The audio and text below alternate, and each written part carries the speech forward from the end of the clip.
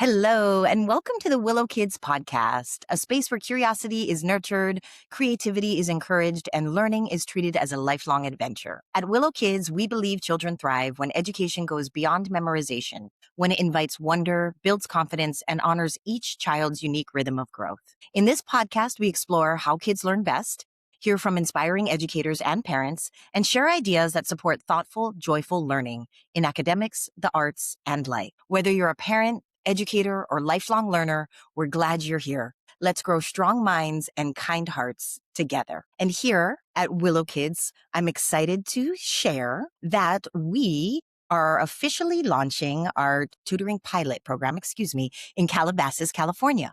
This pilot is designed for families who want something more thoughtful and personalized than traditional tutoring, an approach that supports academic growth while nurturing curiosity, confidence, and a genuine love of learning. If you're a parent in or around Calabasas and interested in learning more, we invite you to visit uw.willow.kids to explore the program, see what we're building, and sign up for updates. Spots for the pilot are limited, and we're excited to grow this community together from the ground up. Visit www.kids, and thank you for being part of the Willow Kids journey. And once again, welcome to our podcast discussion today. I'm happy to have with me, joining me in this discussion, Sarah James, who has a master's in early childhood education and a postgraduate in special education. She's been a center director for years, and she's recently transitioning into the world of private tutoring and homeschooling. So perfect for our discussion today. And I'm Danyel Kilgore. I also have a background in early childhood education, very similar to Sarah, and I have also recently transitioned out of the classroom and into the world of private one-on-one tutoring and enrichment services and developmental play sessions. So we are really looking forward to our discussion today when we'll be talking about homeschooling. And specifically, if your child is struggling, should you consider homeschooling and sort of the things to consider about homeschooling to really make the best decision for your child. So good morning, Sarah, and welcome. Happy to have you Hi. here. Thank you for having me. I'm really excited for this discussion. Excellent. So before we really delve into the back and forth between you and I, just to give our listeners some insight, besides our own personal background and experiences, we also read a study in preparation for this discussion that was highlight a review of the research that's been done on homeschooling.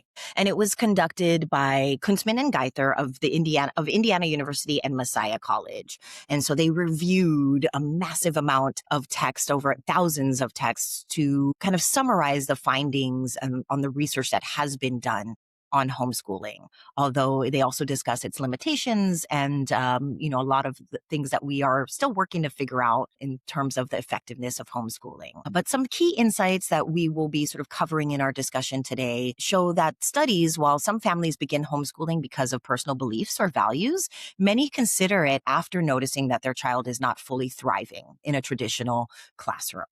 Sometimes a student may feel rushed and or held back because the pace does not match how they learn. Other times it may be about emotional health, confidence, feeling safe, or needing extra support that is not easily available. For some children, unique learning differences simply require a more flexible approach. What often surprises families is that their motivation can grow and change. What starts off as a response to a challenge may actually slowly become a thoughtful decision about creating a learning path that truly fits their child. So we'll be taking a look at how common homeschooling is today, what kinds of families are choosing it, what experiences make parents start thinking about homeschooling as an option, what changes when a child begins learning at home, because that is a big change, how homeschooling can affect family life and feelings at home, and of course, how parents can decide if homeschooling is indeed the right fit for their child. So I'm going to begin by actually sharing the article that we read and starting to talk about the bigger picture here and how common homeschooling is today. And because traditionally, it wasn't really the case. I think nowadays we know that homeschooling is fairly popular and becoming a decision that more and more parents are making. But traditionally and historically, it hasn't always been that way. So I'm going to go ahead and share my screen here and take a look at this introduction so we kind of understand what we are looking at. So let me go make sure. Can see that okay? And here we are just in the introduction. I'll summarize and can read for our listeners that from the establishment of large-scale public and private school systems in the United States in the 19th century and through the late 1970s, nearly all American students received their formal education in schools. But beginning in the late 70s and increasing steadily since then, the home has become a popular educational locus for an ever expanding number of families across an ever widening swath of the US population. And it has grown in profile in several other countries as well.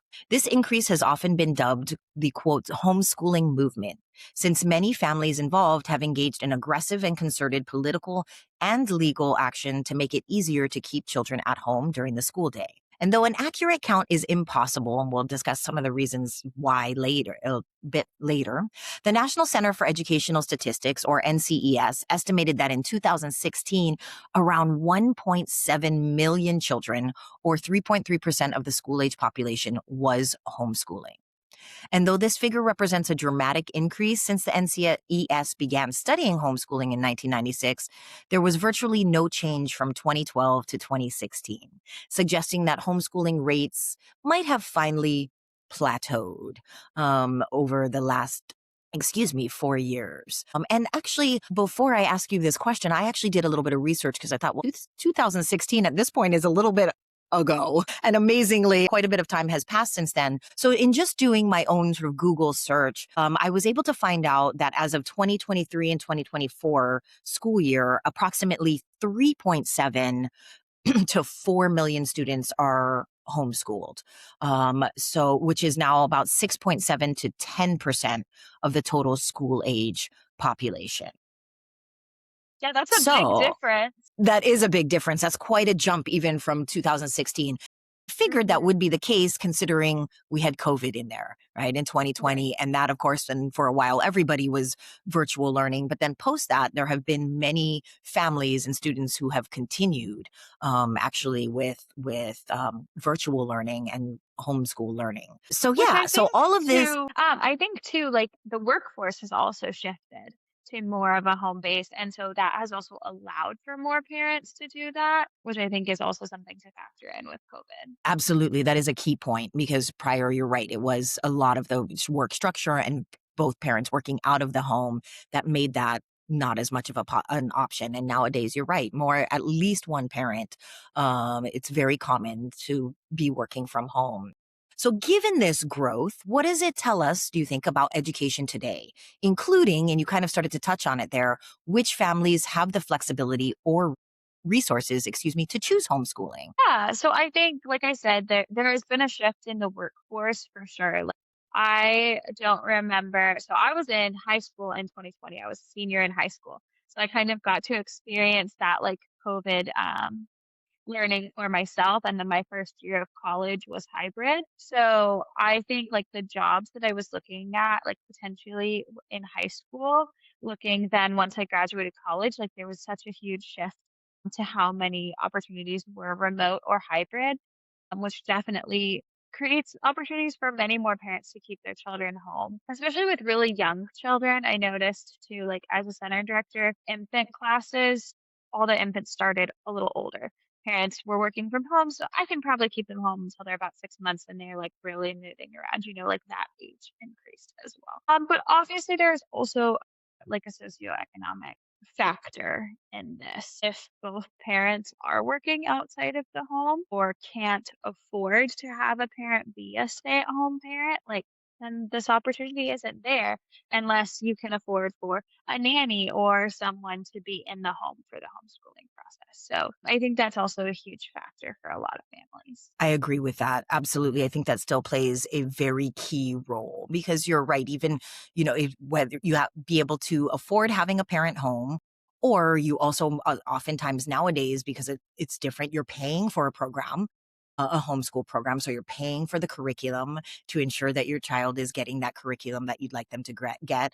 Or as you're right, having someone there to make sure and guide or be home and reinforce also that learning to really ensure that they're getting it. So I think there is definitely still a large portion of it that does rely sort of on that socioeconomic status. But yeah, also I think another shift in it is when homeschooling first started, it was new and it wasn't sort of an accepted pathway or an option for education. And so it was, I think, kind of viewed sort of skeptically. And these kind of sort of outlying parents who are, I think, just, trying something. And it was very, I think, viewed in a different way. And now it really has become a much more recognized and established sort of educational option and pathway. And I think additionally, parents' views about the school system and their role in their child's education as well is shifting.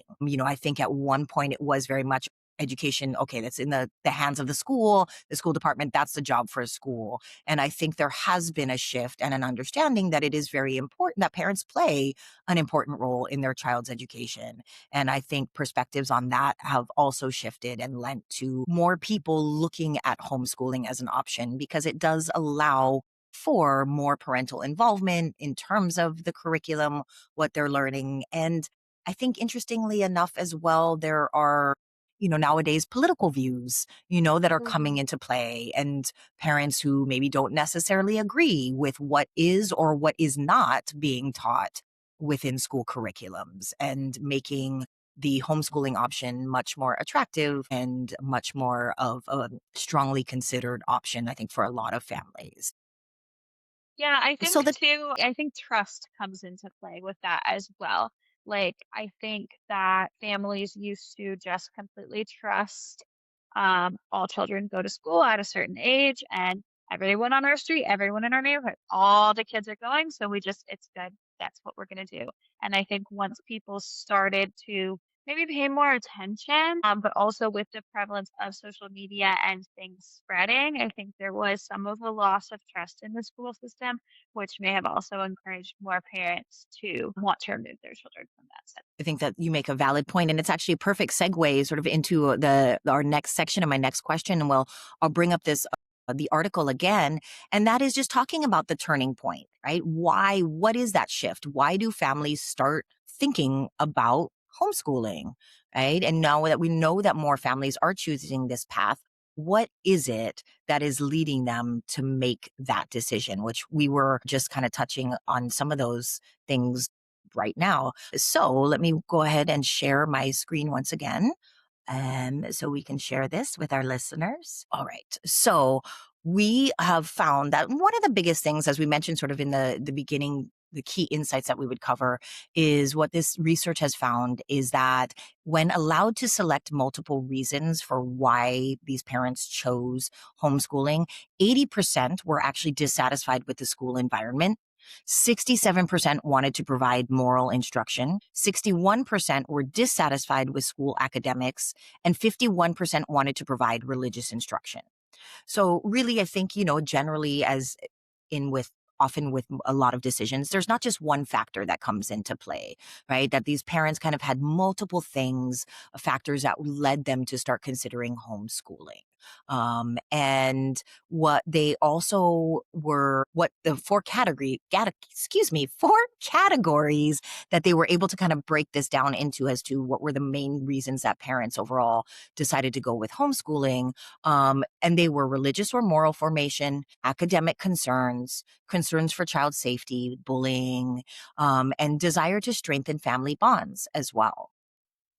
So while parents originally turned to home education as sort of a second choice, right, because they're unhappy with some aspect of formal schooling, right, it often, as we talked about, can morph and change as over time they start to kind of appreciate all of the other things that home education can provide their children and families, such as more time together, right, and things like that, more involvement for the parents, more understanding and involvement in their child's learning, which made them feel, I think, more comfortable as well about their educational journey. So, those are kind of sort of the main reasons that we are finding that parents want to go ahead and just kind of make that shift and start considering that. Is there anything, I know as you're shifting into this of, homeschooling, can you kind of maybe kind of sort of solidify that, or is there anything that you'd like to add to that as to why, families kind of make this shift and decision as to look at alternative forms of education for their children? Yeah. So I think one of the categories that is the most interesting to me is the religious one. My bachelor's is Mm, in religious studies, and I studied like religious-based social service organizations. So I okay. looked a lot at why families were choosing to go with like a religious-based preschool as opposed to maybe like a corporately owned or a non religious setting. And one of the things that I saw was, a lot of families are concerned with this now separation of religion from the classroom. Because looking back historically, American schools used to teach more about religion in the classroom, specifically Christianity, thinking about even the Pledge of Allegiance, like a shift to taking under God out of the Pledge of Allegiance that's said in the school setting. Like, even things like that could be upsetting to a family that does want to raise their child in such a religious setting and wants to teach them a specific set of values and beliefs. And we even see that in the preschool setting. Like, I would have families that would go to our center until their kid was 2 and could go to their church preschool simply because they wanted their kid to be with other children with the same beliefs. Because honestly, some parents were scared that their kids were going to hear, about something that they didn't necessarily believe in and they didn't want to confuse their child at such a young age. I'm not saying I personally agree or disagree. I'm just that sharing the beliefs that I heard from some families. Right. But I think that as children get older, there's less options. Yes, there are religious schools. That's always been, an option. There are religious-based schools for a variety of religions, but not everyone can also afford those. Often those are private schools and they're expensive. Whereas, yes, homeschooling requires a parent to be in the home, but the cost of, say, $30,000 a year in tuition to go to a Catholic school versus I can, spend $300 on a curriculum course and just do it myself. Like, that's a pretty huge difference. So I think that's also why we might be seeing homeschool for religious-based education as opposed to like a school setting. I think that's an interesting point. That's such an interesting study, and I think you are right. And especially with the younger kids, you're right. You do see that there are a lot of families who do church preschools, or I even also actually worked in a Jewish preschool. And there are those options for some families, as you said, Jewish schools, and there are those religious schools. But you are right; those do tend to be private schools, and they do cost a lot of money. And, so this does provide yet another option for those parents that is something that is very important. I'm with you. I sort of agree with sort of the separation of church and state in our public school systems in the sense that allows us to be more inclusive. And we have such a huge range of students and families that we are serving that to me, it makes sense that you have that separation. But it is a valid point that there are for parents that some of them that makes that uncomfortable. They want that to be a regular part of their children's learning. And so, yeah, I think it has become something that parents very much do put into their consideration in terms of a reason to why they would like to shift their child's learning at home so that they can put in more of that moral sort of leanings and teachings in the specific way that they want and they value and is important to them. I think there's So, also an element of control, especially with older children. I think about, so I grew up in Los Angeles and moved to Southern Indiana for college and grad school, and my husband grew up here. And so comparatively, I went to a primarily Jewish private school in Los Angeles. We had like very comprehensive like sex education, for example. Whereas here at the public schools, it was abstinence only. Like, there's some elements of parents wanting to control even that for their high school students right. and wanting to maybe block some of those things out for their children. Right, absolutely. And also, a lot of times it is also safety, and I understand that. And I think even with, looking at our environment today in terms of bullying, and we have some Mhm. just devastatingly sad stories about the brutality of bullying these days in a social media world where there is a lot of horrific bullying that can happen with, very anonymously in a way that absolutely can destroy a child and their experiences, their self confidence, their all those things, those underlying things that are huge, huge, huge factors in learning and development. And so for me, I understand, that why that would start nowadays to be a big shift, to be concerned about your child or your student and their safety, because especially in the middle school and high school years, that peer influence becomes huge, almost a more dominating factor than other components of their child's educational journey, because it is such a big part of it. And I think that that is really, I think, unfortunately or sadly, becoming another big reason I think that families are looking for alternative solutions to the traditional schooling in our school systems. Absolutely. I've even heard, concerns from parents about bullying at the preschool age. I think it has Mm. become such a large conversation, especially to like with those young children. I know that that's primarily my experiences with the younger children, but this fear that your kid might not be happy because a 3-year-old's gonna go home. The amount of times that you have a 3-year-old go home, I don't like my teacher. Well, why don't you like your teacher? Well, she told me to stop hitting someone. Seems like a logical thing for your teacher to have done. But as a parent, you hear I don't like my teacher and you're immediately like, "Oh my god, what happened? Why don't you like your teacher?" And sometimes it is something more valid than she told me not to hit someone. But I think that's also like a large component for parents is that for that safety anxiety as well. You're right, and as you mentioned before, that trust, because it is a huge thing. You're sending your child, your baby, no matter how old they are your baby, off to spend where they spend the majority of their time. They spend a lot of time in school, and so if you are not feeling good or comfortable about that environment, and unfortunately, we know that our school systems are kind of struggling right now for all different reasons, and there are many reasons that the environments are not successful for a lot of learners.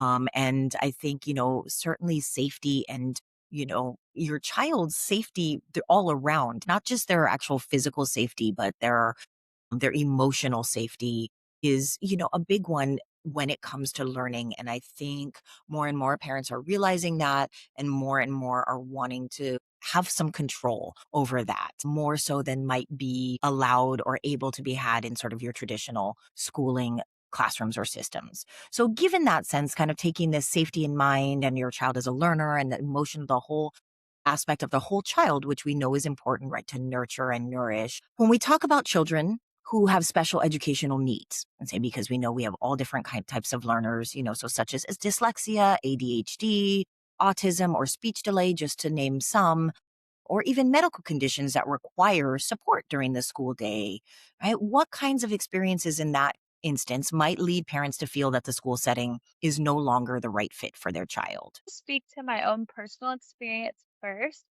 Okay. I have a daughter. She is 8 months old. She came to my center with me once she was 12 weeks, and we were there up until about a month ago, and she could not handle it. I have my own suspicions. Obviously, she's too young to be diagnosed with anything, but I do suspect potential neurological differences for her. But she has been diagnosed with many delays. And I do think part of it was because she would literally scream and cry all day. I was there 10 or 11 hours, which means she was there 10 or 11 hours, and she would sleep 30 minutes, maybe, at 3 months old, and just cry the rest of the day until I took her up to my office, and she lived at my desk pretty much, and then she'd fall asleep. And that was part of my decision to transition out of childcare for my family because she was not able to regulate in that setting. And it became very clear to us that it was an overstimulation component because when she was the only child in the classroom, she was fine. She loved her teachers. She did great. And the second other kids started arriving for the day, she would absolutely lose it. So that's my personal experience with my family, why we chose to take her out of childcare, which honestly required a career shift for me and that I hadn't Right. planned on. Right. But that's, what you have to do as a parent sometimes. But that was Right. why we chose to take her, and I have no intention of putting her back into a school setting, at least until she's 3 years old and if she's made some, like, considerable progress. But that was why we made the decision for my family. But I have also having a special ed background, work with many families who have chosen this for similar reasons, or maybe it's because their child is so advanced for their age group. Especially when you're looking at like a licensed childcare center, children are grouped by age, not by developmental stage, and that's simply for the laws. I've had a parent of a 1.5-year-old that, and when I never met the kid, they just did a tour, so I can't speak to whether it was true or not, but she wanted her 1.5-year-old in the 4-year-old class. She said that he was developmentally ready to be with 4-year-olds and, you know, think about what you wish. But she she wanted him to be in that class. And when I told her, I was like, can't put an 18-month-old in a 4-year-old class. That's not safe for him. But so she's like, you know what, we're just gonna homeschool until he can, maybe place into a higher grade. I'm like, fair, that makes sense for you. I've had a student in my class that was clearly bored and it caused big behaviors for him to the point where, he was getting sent home for dangerous behavioral issues because he was bored. And we tried to give him as much as we could. But, then he's sitting there going, I'm smarter than all of you, which would just, of course, egg on his classmates. And it didn't work for him because he needed to probably be in first grade, but he was 3 years old. So he wasn't emotionally ready for, for first grade, but academically he was. So I think there's a lot of reasons that are not just because your child is struggling. Like, I want to acknowledge that for neurodivergencies, they can often also be ahead of their class. Absolutely. I think it comes down to really the kind of learner that your child is. And there are a variety of reasons that a traditional school environment might not suit them. And that's whether there are learning delays or extremely advanced learning. Another reason, they're dealing with, again, in our school systems, it's a large number of children. You have a large number of children with learning differences as well. Even though they put IEPs or individualized learning plans in place for students, they may not be implemented consistently across all staff or classrooms. Medical conditions, if there are medical conditions that come along with it, they may require monitoring or flexibility that's difficult within standard school day routines, right? Or therapy pullouts, which might be necessary, may actually also fragment sort of the child's day and really cause more interruption and also affect their learning or their ability to kind of just move through the day with more ease. Sometimes it's a lot of work. Like you said, parents may feel that coordinating educational and medical needs and being on top of that requires their constant dedication and oversight. And that can be a lot. And then that can become easier to do, obviously, if their child is at home and they feel like they can monitor that and be on top of that with greater attention and with greater agency. Another reason, sadly, I just know from a student that I am working with that is on the autism spectrum who was in traditional schooling and now is being homeschooled. And the reason that their family removed him from the school system, unfortunately, is because there was an incident that happened with one of the aides or specialists that was sadly very inappropriate and not right and traumatic for the child and caused a great deal of trauma for him. And so immediately then the family made the decision to remove him and have him at home and being homeschooled. So I think that unfortunately can be another reason that parents who have children who have learned any type of learning differences would opt for learning at home. Absolutely. I think especially with children with speech delays, I know I've heard from so many families, I am not going to put my child in daycare until they're old enough to tell me what's happening because there's this fear of the unknown. So if you have a nonverbal child, even though they may be able to be in a special education classroom or have an aide with them, there's still this fear that you don't know what's happening during their day. And that can be really scary. I mean, that was scary to me as a parent to a baby. I'm grateful that my school was camera monitored and I was able to just watch the classrooms all day. But, public schools are certainly not like that. Childcare centers, yes, sometimes, but no, like public schools are not going to have a camera in the room where you can make sure that nothing is happening to your child all day. It's hard to trust someone with your baby. It really is, especially with all of the horror stories that we hear in social media and the news of all of these things happening. Yes, absolutely.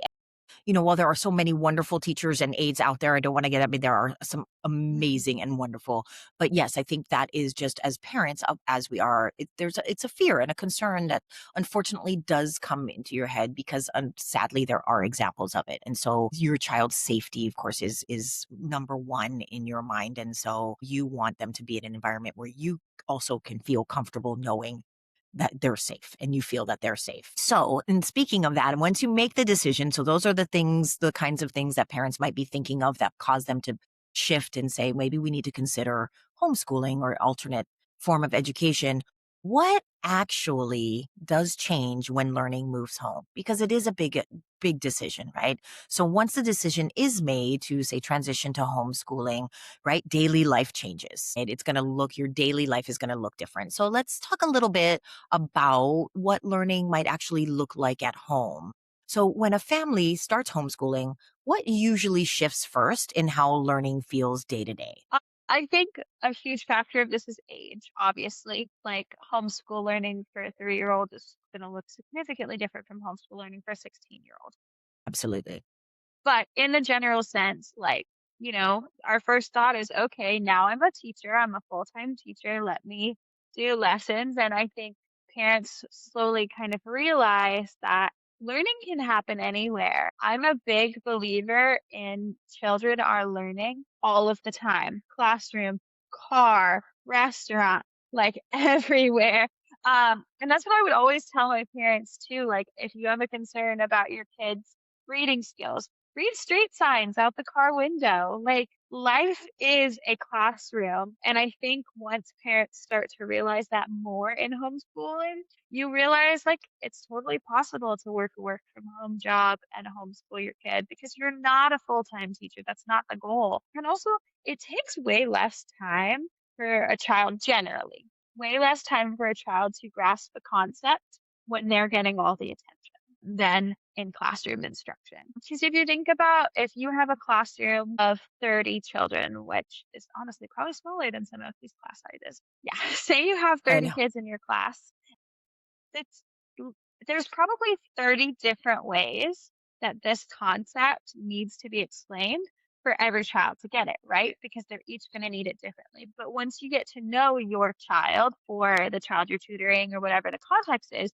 you know what way they need it explained. And now what could have taken an hour to try to paint this picture can take 5 minutes. Yes. Oh, I'm like waving my cheerleading pom poms in agreement with you for learning is everywhere. That is one of the things I said to the families of the students in my classroom over and over. Reinforcement work at home doesn't have to look like sitting down and writing numbers or no, it comes in the everyday. When you're out for a walk, when you go to the grocery store, they're looking at us. Oh, I spy your letter. Can you show me where we see your letter? All of those moments are teaching and those are super valuable moments. And so, yes, when it's in homeschooling, those you have opportunity all day long to have teaching like that. So it doesn't necessarily need to look like a traditional lesson. But, according to the research, it seems that oftentimes when you first make that shift, when a child first shifts from school to homeschool, then there is this big push to kind of keep it like the school day initially structured. Let's kind of follow the model of a school day. We'll kind of keep it structured like they do. We'll have our lessons cover these things. And sort of gradually over time, it kind of becomes less structured. I think parents, they feel more comfortable. They realize that learning can look differently. And also, I think when they're so structured, it does put a lot more pressure on you, right? I think teachers feel that, right? When you have a super structured where you got to meet this, you're trying to get these standards by this time and this deadline, it's really overwhelming. And you are now a parent and the full-time educator as well. And I think even parents feel that burnout. And so then there starts to be this relaxation and shifting what learning looks like at home. And it might not be so much structured like a school day, but there's still a ton of learning that happens and you can kind of work it to fit, I think, your home, your day, and make it so that yes, it's not so overwhelming. It doesn't need to take necessarily this extreme amount of time, but it really can be kind of more embedded in your time. And they've found happens really is that there's sort of just this shift pedagogically, right, over the course of the homeschooling, and of course, and as you mentioned, across the age span, right? Because learning at preschool age is going to look very different than middle school or high school age. So the kinds of tools, the way they structure it, and the pedagogy that they bring in tends to kind of shift back and forth and be between this more structured and then a little bit more flexible as well. And I think parents have found that it's kind of key to let go of control a little bit, relax it, and reduce expectations of progress. And they found that those two key things really helped in terms of the parents not feeling so burnt out. And as you said, recognizing that all family interactions are, even the spontaneous ones, you suddenly, something happens or you take a trip or whatever it is, that even those spontaneous, my goodness, and informal become educational opportunities as well, and learning opportunities that hold just as much value. Yeah, I So think as parent burnout is like a really interesting thing to think about too. It was a conversation that I often had with my teaching staff of, I had some, more experienced teachers who have their own children versus these younger teachers just starting out who would often say like, I don't know how you go home and still have to take care of kids. Like I am so done by the end of my day. And so you imagine that concept of now I'm the homeschool teacher. I'm used to sending my kids out for 8 hours of the day. Now they're here and they're on me 24/7. I've certainly experienced that now moving into the home with my daughter. She is a Velcro child. She is on me 24/7. So, like that burnout for parents. Now imagine you have two, three, four children that you're homeschooling at different grade levels. They don't right. mix first, fifth, eighth, and 11th grade in the same classroom in a school setting. So now how do you balance that as a parent? Making sure that each child is getting what they need for their academic success as well. You're right. That is a valid point. When you have more than one child, then it becomes that much harder because then it's not just the one on one that you can, right? You have range of ages. And so, yeah, you're right. Coming up with the best way, I think, for your family to support that and support you as a parent as well is key, is an important part of it. And that segues actually into this next question, and we touched somewhat on it. But as children get older, right? How does homeschooling generally sort of evolve in terms of structure, support, as well as the use of resources? Yeah, so I think I've actually had a lot of friends that have done homeschooling or online schooling for high school. Often, for a lot of them, was because of bullying that they chose to do that. And it's a lot more self-guided and younger homeschooling because it's a lot online. They do offer just like online high school programs that you can just, go do all your asynchronous work, whatever. That's what I had a few friends do. So I think the parent involvement kind of steps back because there's a lot more autonomy and self-control for a 16-year-old to structure their day than a 5 or 6-year-old. But also, I mean, academics do increase if the goal is still for your child to attend college or university. Like there are standards that they will have to hit to be on track to start at the collegiate level. So I think we see technology become a lot more involved and, more structured curriculum as well. Yes, and also I think a lot of then at that point, parents turning to some outside sources for support because that's also a difference, right? When you're teaching, say, a 5, 6-year-old, like you maybe have the knowledge, it's easy to do. You can do a lot more hands-on lessons that are super valuable, like making Play-Doh. And in that, there's a Hmm. lot of, there's quantity and math learning and science and all kinds of things.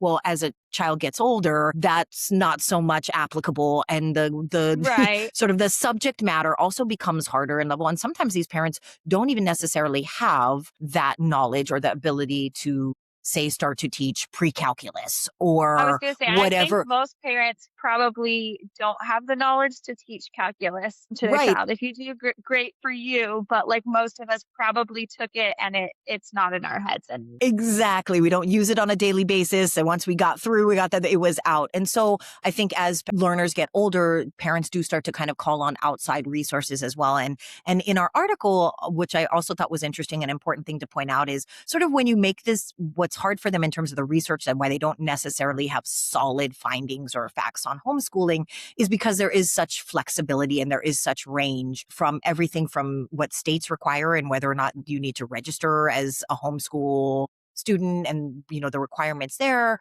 to a lot of the reporting just comes from homeschool parents and students themselves, so it can be very biased or also a lot more sort of qualitative anecdotal research rather than numbers and facts. But one thing that they said that is pretty common that doesn't always get looked at is that the homeschool models, and especially as students get older, start to kind of involve sort of what they call these flexi school options, where they're doing some homeschool things, but then they're also either taking courses in what they call these homeschool communities, where there are a group of homeschool students that are learning or getting a subject from an instructor, or a particular instructor together, and or they might be taking a course or two from either whether it be a community college or some outside sources. And so it's sort of a combination or a balance of both just the homeschool, but also then bringing in maybe some of those more core structured curriculums or blends to kind of adjust as the student gets older and the learning looks different. So there are a lot of different options in there as well. And you're right. I think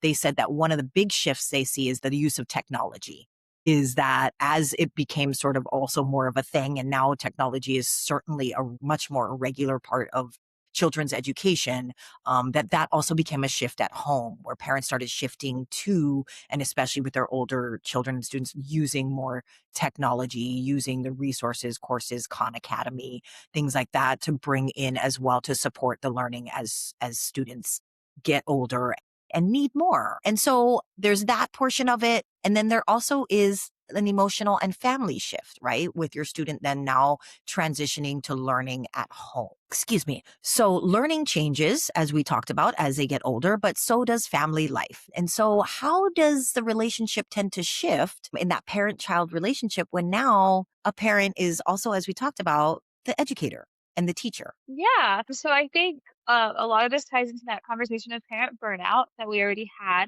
But also, I think the way it changes does depend significantly on your parenting style. If you have been more of the parent that your kid gets home from school and they can do whatever they want, suddenly you instructing them, hey, we're going to work on this right now, maybe like a huge shift for your child.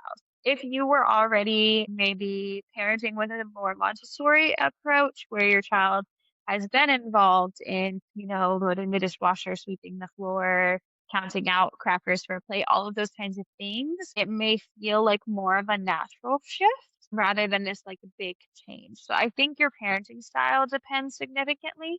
Um, and I think, that relationship will have to evolve though. I don't I think it can be a really great thing for a parent because I like to think about, there was this video that went viral of this girl in the back seat of her parents' car. She's probably 2 or 3. And like the whole drive, it was just question, question, question, question, question, question before the parents could even answer anything. And I think about like young kids think that their parents are a genius and they know absolutely everything about the world. And it's like this magical time where they completely idolize their parent. And by transitioning into the role of their teacher, you can kind of get back to that for a lot of parents. And that can be something really cool and empowering and build a great connection. But it can be a little bit of pressure too. I know one of the things that I always told teachers, and I experienced as a teacher myself, was like, it's okay to say to a kid, I don't know the answer to that. Because I feel that if they think that we know all the answers, then they can get frustrated when they might not know the answer. So I've always been a big believer in being like, I don't know, let's look it up together. I don't know. This is how we could figure it out. And that can be a powerful thing for your child to also see you as more human and someone they can relate to. I think those are some great points. And, but the roles do begin to kind of blend because you're now not just a parent, you are the parent and the educator. And it may take some kind of readjusting and shifting of boundaries, especially if it is an older child. Because you're right, there might not be initially that, oh, you're amazing. And there might be maybe more attitude. There might be more like, okay, depending, it just depends on, again, you're right, the parenting style, but also the age of the child and sort of that relationship. But it may take certainly some time to kind of restructure and rebuild those boundaries and reestablish those roles. But I think on the flip side, you're right. There is a lot of value in that. You have more time together, right? And a different way of connecting with your child that can deepen the connection. Like you said, with you take on learning with them as well. They see you and can gain or see you more in that human light and deepen that relationship as you talked about. But also just in preparation, the emotional load can kind of increase for the parent, right? It's a lot now to then feel like you're the parent, responsible as the parent, but also as an educator and responsible for their learning, like really fully responsible for their learning and development. And that can be a lot for a parent to take on initially and adjust to what that means and how they can best handle now this new sort of blending of roles. But I do think there is can be a lot of great value in it after sort of maybe some of the challenge and the difficulty of adjusting. But that's like anything new, right? It takes that time to build it and get used to it and see what it's going to be structured like and what's going to work best. And it might take some trial. You might start off with one idea or one way of structuring it and find that that doesn't work and have to kind of shift that or shift the model that you use. And really, I think show some flexibility as well. And so, how can the feeling of learning at home be different than in that case, in that sense, than a traditional school? I think for the parent, it could feel like more control, more involvement. For the child, it can feel way less scary. I think we see anxiety being a huge factor that's getting in the way of learning for a lot of children. Um, the classroom can be scary, especially if you don't know your teacher or you don't know the children in your class. And you can be so fixated on that that you're not even listening. But then I also think about the child that sitting still is really hard for them. Well, maybe when they're learning at home, they can learn on a trampoline. They can go run in the backyard. I've seen a lot of parents significantly increase the amount of outdoor and gross motor play when they choose to homeschool their child, particularly for children with ADHD who may have a difficult time sitting and focusing. You can learn on the swings, you can learn on a walk.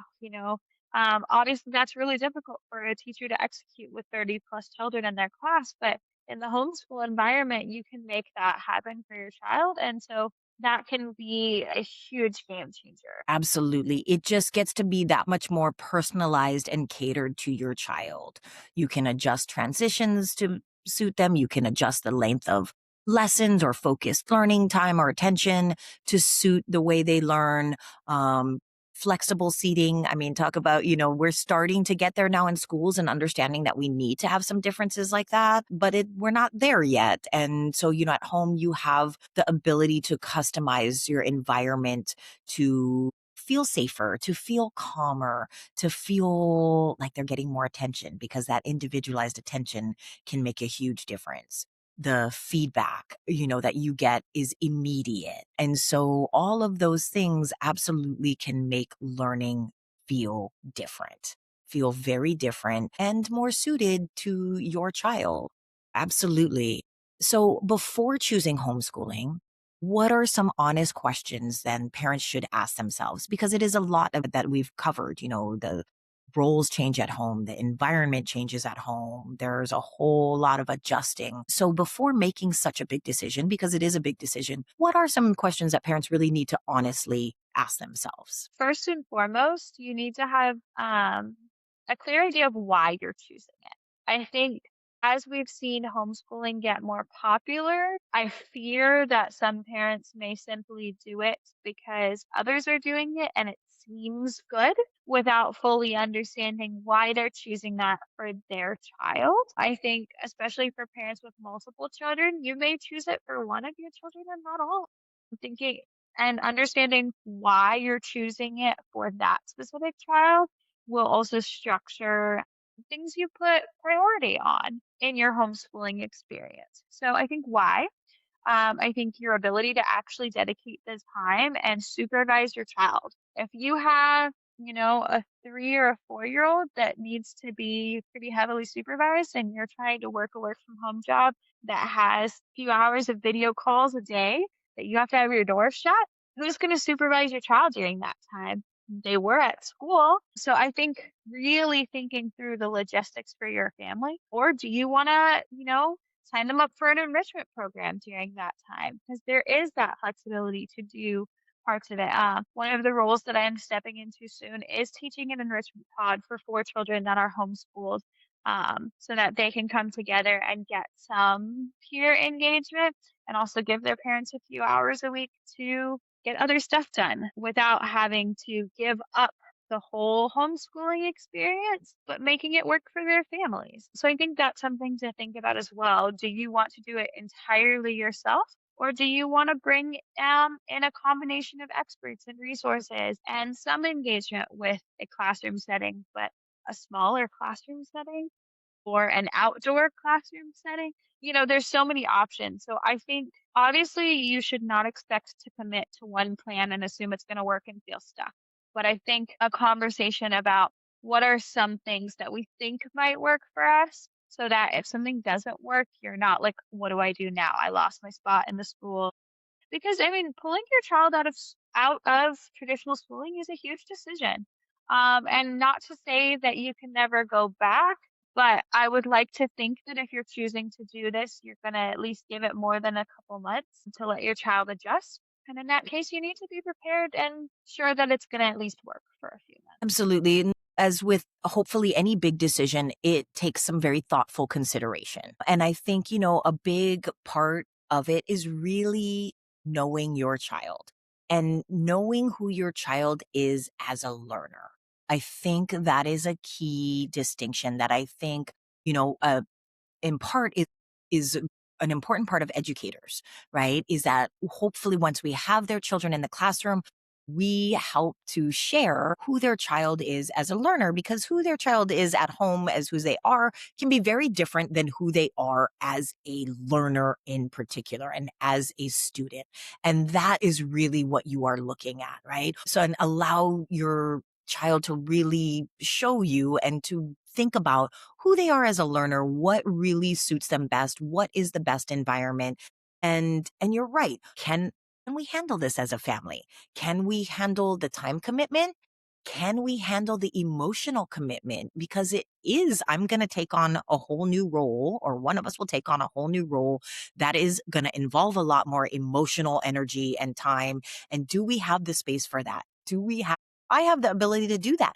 Can I be patient as also my child's teacher? And it's okay to say, no, I can't. And it's okay to acknowledge that, you know what, I probably would not be the best person to work with my child in this way. And I think you have to be very honest about it and look all around. And really, it is a whole family decision.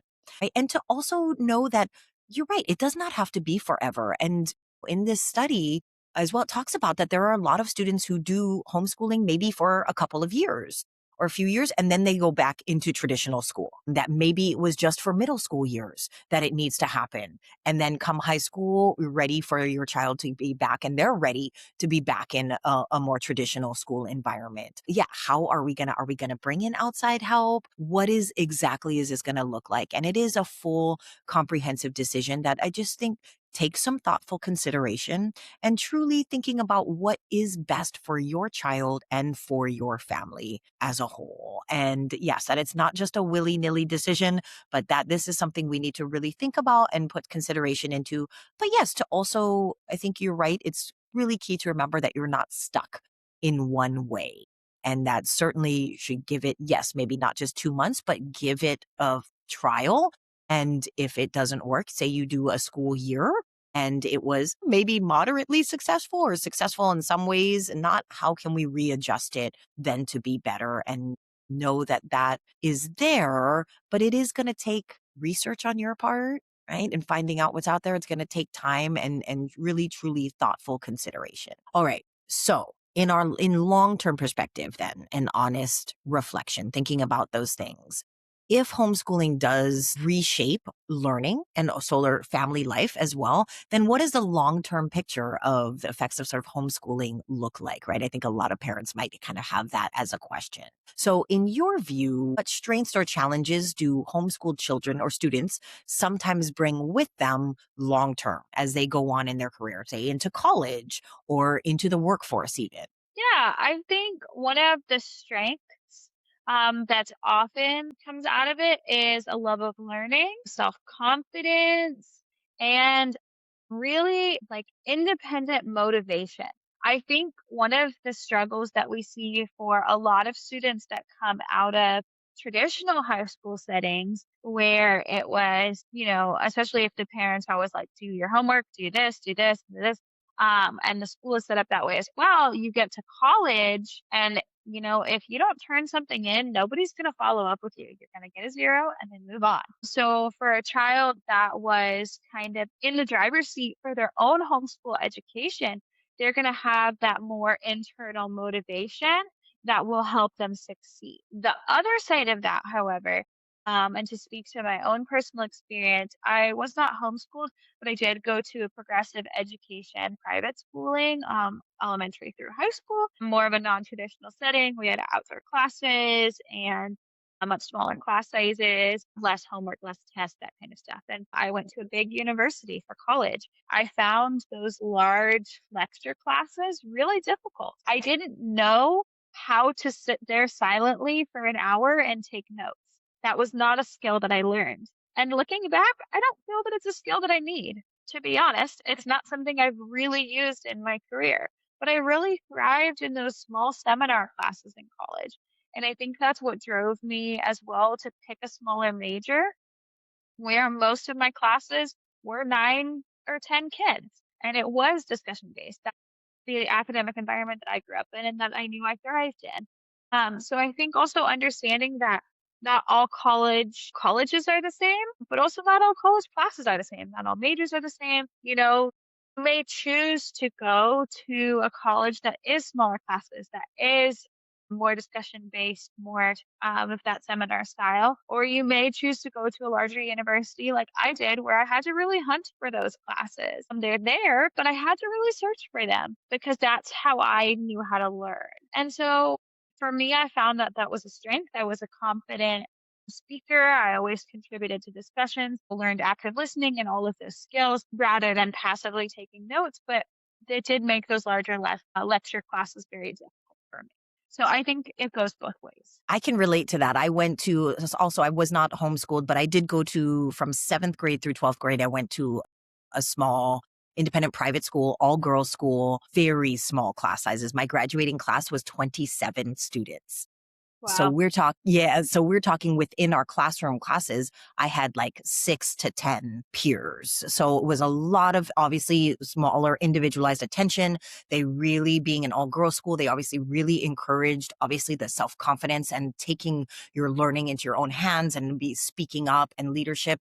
And so I took on a lot of those roles, leadership roles, peer advisory, and all those things that also then tend to look good for college applications. But same thing when it came time for college, I completely avoided the large schools.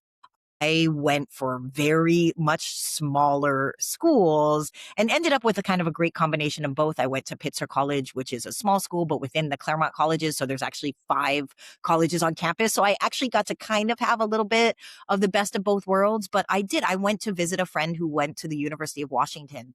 My freshman year, I had a break and I went to one of her classes and there were 500 students in the class, in the lecture, and the professor was way down in the front with a microphone on, and I was so overwhelmed. I was like, whoa, this would never have worked for me. I would not have done well here. So yeah, I think there are, depending on the environment, there's certainly things that can go both ways. And, if parents are doing the research, one thing in this study that is something that there's been a lot of research on is sort of the long-term effects of homeschooling. And do homeschooled students outperform academically, socially, their peers? There's a lot of debate, I think, a concern about that maybe homeschooled students maybe suffer socially, right? That was a big thing initially. Oh, whether they're not with their peers or not getting that important social learning. But even that we see is not necessarily the case, right? Like you were doing with a pod, there are all these opportunities that parents provide for homeschooled children to still get that social interaction. And sometimes they can be maybe even strengthened in their social interactions because they can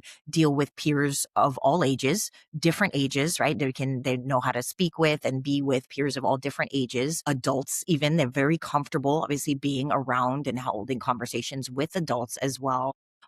But just know too that the research there is still also kind of limited. You have people, homeschooled people who are, again, the reporting, it's based on what they are sharing and, their benefits. And so, you will definitely just kind of have to do your research and again, think about your child. But there has been some evidence that has shown that homeschooled students do outperform their institutionally schooled peers with similar demographics in terms of grade point averages, oftentimes. And the one category where they do tend to really outperform their peers from other schooling backgrounds is in terms of leadership, right? Okay. Campus leadership and taking and being involved in different groups and programs. And homeschoolers were significantly more involved in leadership positions for longer periods of time. And I think that that can also come from that, confidence when you have that one-on-one learning and things are catered and stuff, you build that confidence in your ability as a learner and your ability to do that. And that I think lends to that fostering that desire, that willingness to go and lead, to seek out those positions and be involved in that as well.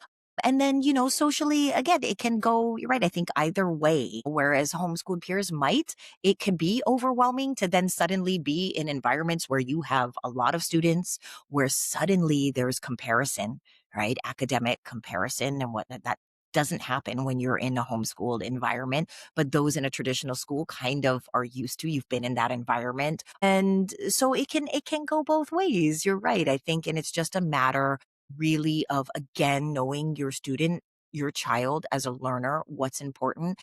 And if there are things that maybe they might not be getting from the homeschool system that you want to boost, I think you can bring that in. Opportunities for them to still be in leadership positions, to join outside groups and to build that in different ways, and in terms of wanting to change your outcomes. So I think there are things, there are both pros and cons to consider, but again, it's all in what really is important for you and what you value in terms of your child having as a learner. And so thinking about this, if homeschooling does continue to grow and become an option for more families, because as I mentioned, I think that really one thing that this illustrates yet beautifully and something that I believe is that our school system needs to be structured differently. We need to change it. We need to be able to accommodate different learning styles, different students. But I think in the meantime, there is a push, there is going to be a continued growth in homeschooling and alternative solutions to education. How might that then reshape the way we think about school in general and learning overall? Yeah, I think we touched on this a little bit, but I'm really hopeful to see a shift towards understanding the world as a learning environment. I think when we isolate learning to school and to a physical building and location, I think about the discussion too of like summer break.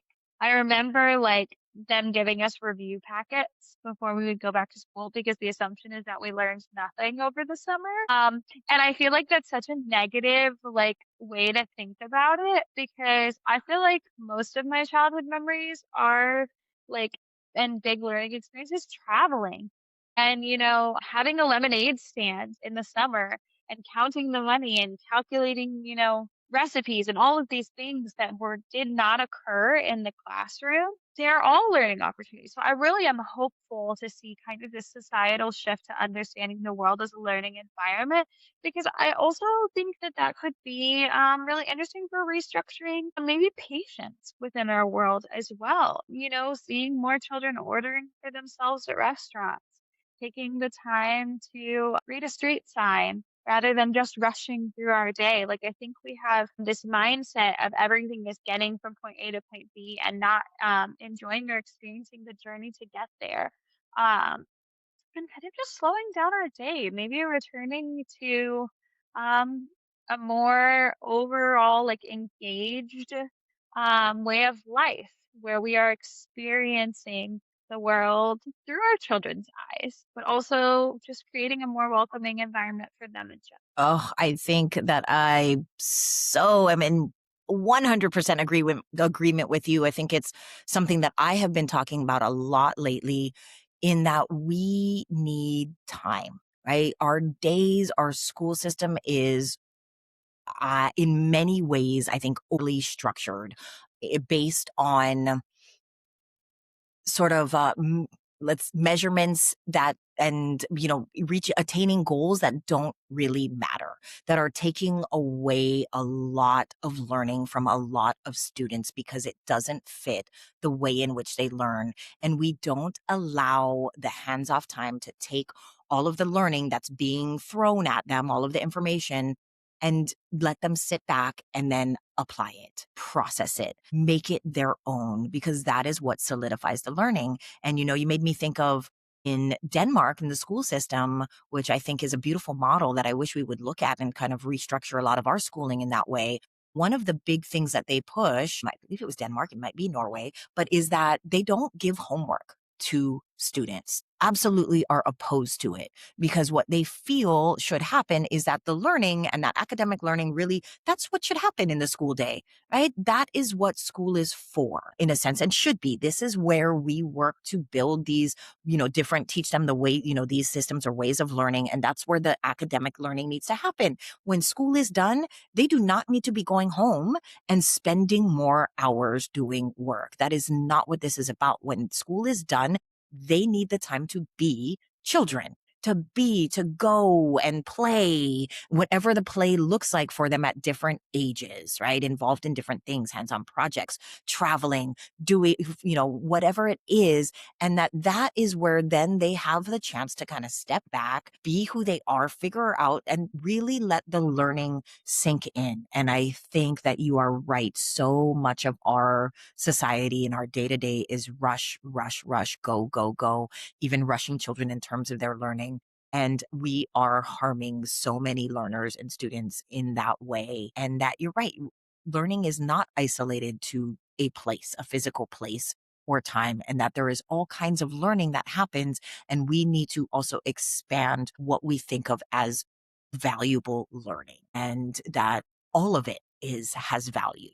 We need all the different kinds of learning, really, to feed ourselves holistically and to feed the different kinds of learners, brains, personalities, all kinds of differences that we have and that just are. And that's what make us unique and special human beings.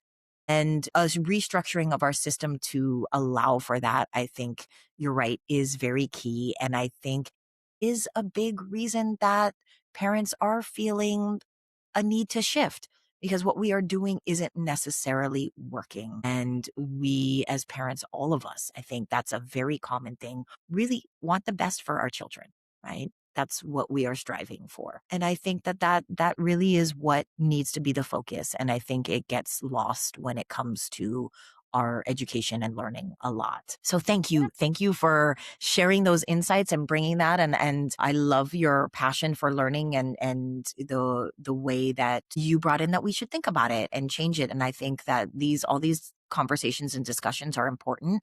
And I think, what parents need to remember is that there are options, and it might be hard and difficult maybe to find the right option. And it might take, different trials. And it's hard because as a parent, there's so much that you're doing. But I think it really is about, again, finding what is best for your children and your family. And that is what is most important and most valuable. So thank you so much, Sarah, for being a part of this conversation and sharing both your insight and your information. And to our audience, I just want to say thank you so much for joining us today and spending time with us on the Willow Kids podcast. And if today's conversation sparked a new idea, gave you reassurance, or simply made you pause and reflect, we'd love for you to carry that into your week and into the lives of the children that you support. You can learn more about Willow Kids' upcoming programs and our growing community by visiting us online. And if you enjoyed this episode, please consider subscribing or sharing it with someone who cares deeply about education and childhood growth. Until next time, keep nurturing curiosity, keep asking thoughtful questions, and remember, strong roots grow lifelong learners. Thank you so much.